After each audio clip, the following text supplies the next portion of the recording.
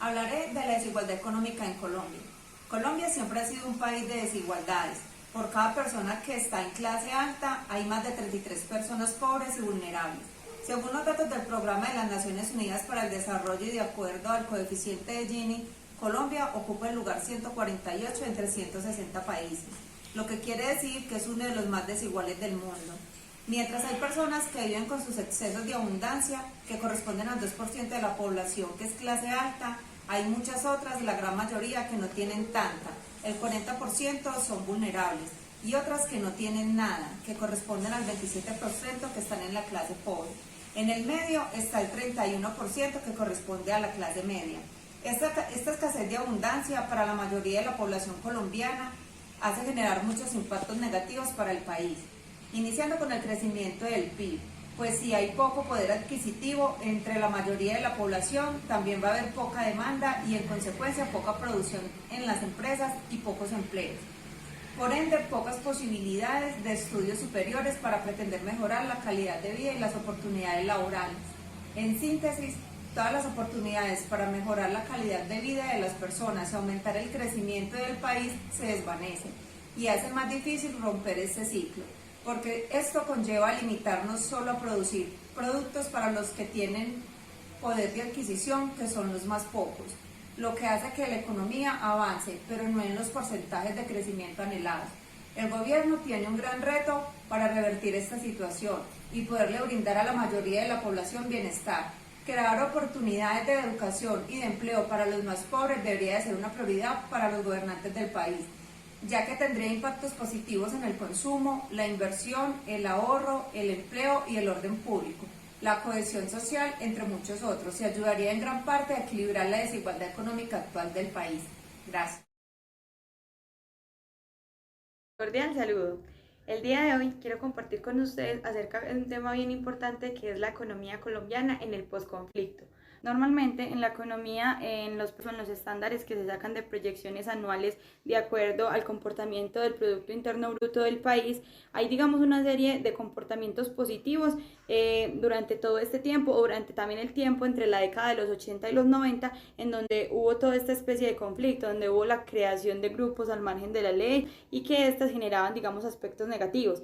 De ahí que más o menos dentro de los estándares de porcentajes en donde se ve la afectación directa, normalmente el crecimiento del país en cuanto al Producto Interno Bruto estamos hablando de un 5.4 anual. Esta especie de conflicto o cuando afectó de manera directa al país tuvo una decadencia de 12 puntos, por lo que quedó aproximadamente entre un rango del 3.4 y el 3.5, teniendo una afectación pues directa en la economía. Sin embargo, esta se seguía manteniendo a pesar de dicha situación. Entonces, uno de los aspectos principales es que hay un incremento y un aumento en la economía. Adicional a eso, que genera un incremento en el ingreso promedio por habitante del país. Adicional, tenemos una distribución de ingreso y propiedad de tierra, es decir, que esas personas, como mencionábamos antes, que se habían ido hacia otros lugares, vuelven nuevamente a sus tierras y hay una nueva generación de economía desde sus territorios. Además, otro aspecto súper importante es que va a mejorar la percepción sobre los mercados acá en Colombia, es decir, que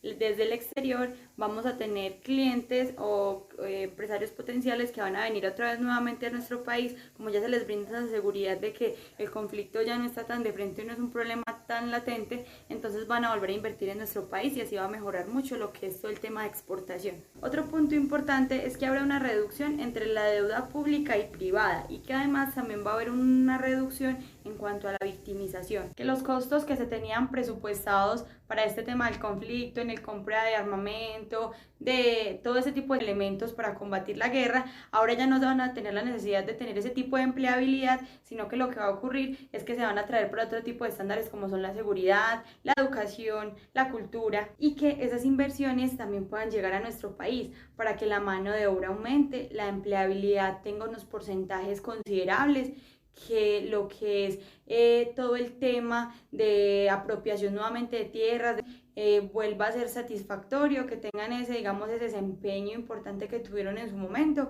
darle como nuevamente esa importancia al campo, a la manufactura, a la producción, y asimismo que los empresarios se animen a crear más empresas, que haya mucha más demanda, asimismo que también tengamos más participación en el exterior en cuanto a inversiones y que podamos convertirnos en uno de los países pioneros en cuanto a modelos económicos después de tener, digamos, esta serie de temas de posconflicto. Muchas gracias. Desde que terminó la Segunda Guerra Mundial, se inicia un proceso de globalización que lleva a Colombia a una interacción económica, política y cultural. Los medios de comunicación y transporte nos apoyan para que se nos permita estar más en contacto con cualquier lugar del mundo. En sí, Colombia ocupa un lugar secundario, dado el tamaño relativamente pequeño de su economía a nivel mundial. En 1990 se inicia un proceso de apertura comercial que implica estrechar los lazos con algunos países miembros de la Organización Mundial del Comercio. Esto significa que el país era cada vez más partícipe de los flujos de mercancía y capitales a nivel global. El país tiene tratados de libre comercio con algunos países como México, Estados Unidos, la Unión Europea, Costa Rica, Chile y Cuba. Según estos países anteriormente mencionados, podemos entender que Colombia es un país bastante abierto al mundo en términos comerciales. Con estos tratados se busca obtener un resultado para la creación de empleos y una distribución más equitativa de la riqueza. Los principales países a los que Colombia exporta son a Estados Unidos, Panamá, Países Bajos, China, Ecuador, Perú, Brasil y México, siendo Estados Unidos uno de los más representativos, ya que según la Asociación Nacional de Industria, de las exportaciones que se le hace a Estados Unidos, un 60% es de combustible, un 15% son vegetales, un 11% son té, especias, un 10% son perlas y joyas valiosas y un 3% son bebidas y tabaco.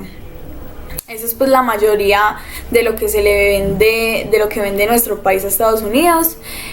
Por eso la política exterior de Colombia es esencial para las relaciones económicas del país, debido a que esto contribuye a la detección de oportunidades comerciales y económicas en el mundo. Muchas gracias.